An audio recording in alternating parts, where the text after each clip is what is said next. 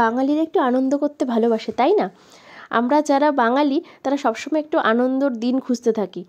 যেমন পুজোতে তো আমরা আনন্দ করি, বাঙালিদের আছেই যে 12 মাসে 13 পার্বণ যেটা হয়, মানে হাজার রকমের উৎসব সবসময় লেগেই থাকে। আর শীত পড়তেই একটা সবথেকে বড় বাঙালিদের উৎসব হলো পিকনিক করা। তার সেটা 31 হয়তো কোনো বাঙালি এমন নয় যে পিকনিক করবে না। তো 31টা যেহেতু ছিল সানডে, সেহেতু সুখেনেরও ছুটি ছিল। আর এখানেই আমরা একটা বাঙালি আন্টি আঙ্কেল আছে, তো তাদেরকেও পেয়ে গেছি।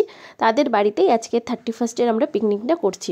তো দেখো তাদের বাড়িটা কত সুন্দরভাবে সাজানো, খুব সুন্দর লাগে ওদের বাড়িটা, মানে চারিদিকে গাছপালা নানা রকমের জিনিস দিয়ে সাজানো। আর ওখানে যে পিকনিক করছি তার মানে মনে একটা আলাদাই আনন্দ। তার মধ্যে দেখো যে ছোটো বক্সটা দেখতে পাচ্ছ, ওখানে কিন্তু গান চলছে, আমরা গানের মজাটাও নিচ্ছি। আর এখানে সুখেন মটনটা ধুচ্ছে। তো আজকে হলো 31, যার জন্য আমরা এই দুটো বাঙালি ফ্যামিলি আছে, আমরা দুজন মিলে মানে দুটো ফ্যামিলি মিলে পিকনিক করছি। আর ভিডিওটা যেহেতু পরে পোস্ট করছি, তাই তোমাদের সবাইকে আমার তরফ থেকে আর আমার ফ্যামিলির তরফ থেকে সবাইকে জানাই হ্যাপি নিউ ইয়ার। নতুন বছর তোমাদের অনেক অনেক অনেক ভালো যাক, তোমাদের সমস্ত মনের আশা ইচ্ছে সব পূর্ণ করুক ভগবান। তো দেখো এখানটা ছোট ছোট গুড়ি গুড়ি মাছ আছে, যার জন্য আমার ছেলে বলছে দেখো মাম্মা এটাকে ভিডিও করো। তো মাছগুলো দেখা যাচ্ছে না যেহেতু সূর্যের আলোটা পড়ছে, তো ছোট ছোট মাছ বোঝা যাচ্ছে। দেখো আমার ছেলে খুবই আনন্দ, এখানে মাছ টাছ দেখছে, ওই জন্য ওর খুবই আনন্দ। তো এখানে আসতে ওর খুবই ভালো লাগে, কারণ এখানে মাছ টাছ থাকে, জল টল থাকে যাতে জলটা ঘাটতে পারে। তো আমাদের কি বলতো, অনেক বছর হয়ে গেল আমরা এখানে আসার পরে পিকনিক হয়ই না, মানে আমরা চলে এসেছি অনেক দিন তারপর থেকে। এখানে বাড়িতে যখন ছিলাম তখন আমরা 31 মজা করতাম, এরকম মানে শীত পড়তেই অনেক পিকনিক হতো, কিন্তু ওগুলো আর এখানে আর হয় না। তো এইবার এত বছর পরে এবারে হলো। আর আমরা প্রথমে ভেবেছিলাম ঘরে রান্না করব, তারপরে ভাবলাম না বাইরেই মজাটা নিই, তারপরে ভাবলাম যে এবার ছাদে রান্না করব। তো আন্টি বললো ছাদে খুবই হাওয়া আছে আর একটু ঠান্ডাও পড়েছিল ওই দিন, এই জন্য বাইরেটা এখানটায় ইন্ডাকশান নিয়ে এসে রান্নাটা করছি। আর দেখো রোদটাও কত সুন্দর আছে, বেশ ভালো লাগছে রোদে বসতে। তো রোদে বসে বসে রান্না করছি, আর যখন একটু গরম লেগে যাচ্ছে আবার, তখন আবার ছাওয়ায় নিয়ে আসছি ইন্ডাকশানটা, ওইভাবে রান্না করছি। তো আমরা ওই দিনটা খুব ভালো করে মজা করেই কাটাচ্ছি। আর রান্নার দায়িত্ব সম্পূর্ণ সুখেন বলেছে যে আমি রান্না করব, ও মটনটা খুব ভালো রান্না করে, তো মটনটাও রান্না করছে।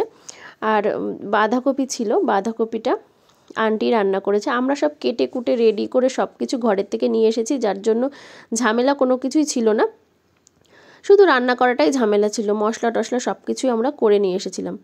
তো এখানে আমিও দাঁড়িয়ে দাঁড়িয়ে ভিডিওগুলো করছি, আর আমার ভিডিও করেছে আন্টি, যার জন্য এরকম মানে লম্বা করে এসেছে ভিডিওটা, তো সেটাও আমি এখানে অ্যাড করে দিলাম।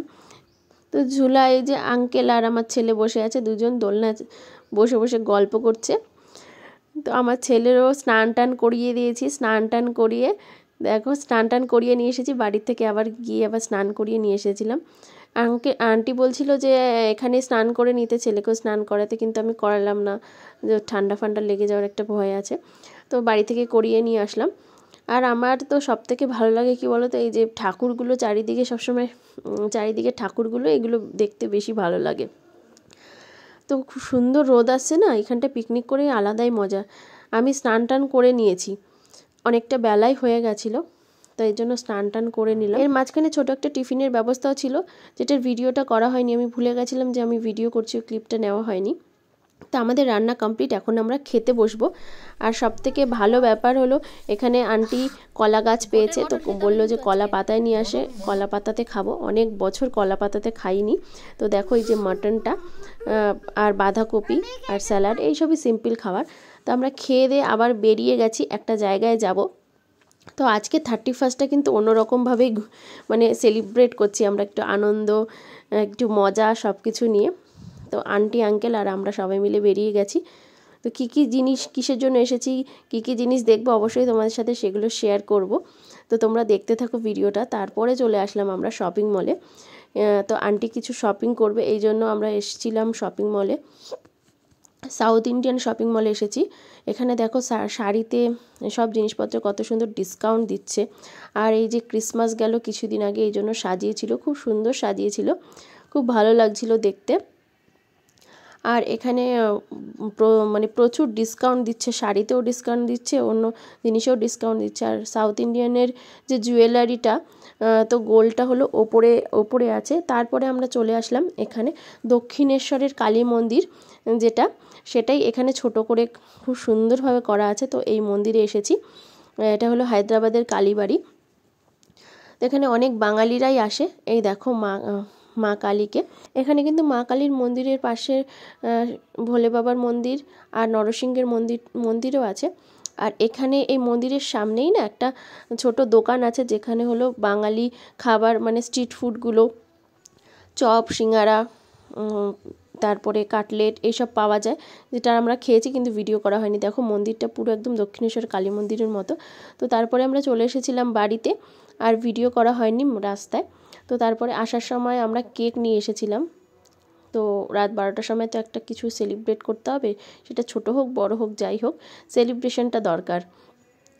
তো তার জন্য নিয়ে এসেছি। কিন্তু আন্টি আঙ্কেল বললো যে রাত 12টার সময় আসি, সেখানে কেক কাটবো। ওনারা কেক নিয়ে গেছিলো।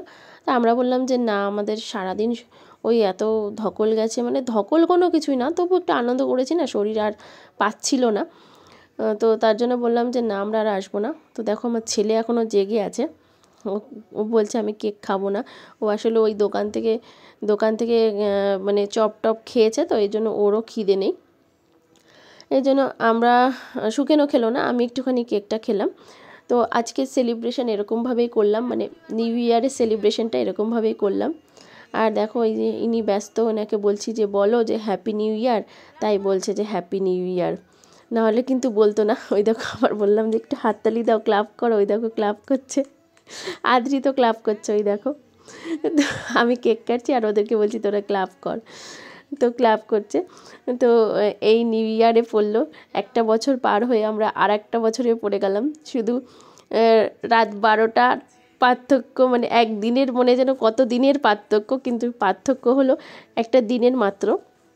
যাই হোক, নতুন বছর যেন সবার মনস্কামনা, মনের ইচ্ছে সব কিছু পূর্ণ হয়, সবাই যেন ভালো থাকে, সুস্থ থাকে, এই কামনাই আমি করি। তো ভিডিওটা ভালো লাগলে অবশ্যই লাইক, কমেন্ট, শেয়ার আর সাবস্ক্রাইব করে আমার পাশে থেকে